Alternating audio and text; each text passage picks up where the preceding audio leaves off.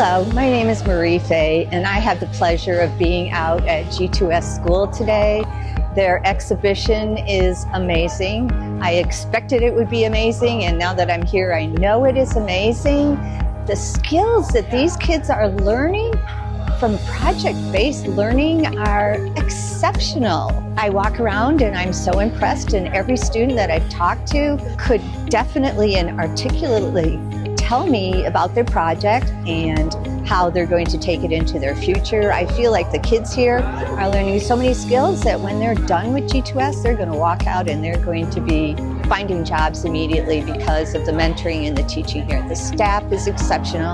Their passion and their compassion for teaching shows, and the kids appreciate that, and you can tell that by the way they respectfully talk about the staff. I had the pleasure several years ago of working out here in the woodshop, and the students and I built the friendship benches that you see in the schools and the library and some daycare centers, and it was such a great experience, and I'm hoping that we can partner up in the future because this is such an awesome place for kids to learn. Truthfully, I would have taken my son out of public education, which is a lot for me to say because I was a teacher here in Ludington for 30 years, but I would have placed him out here in a second because what a superior experience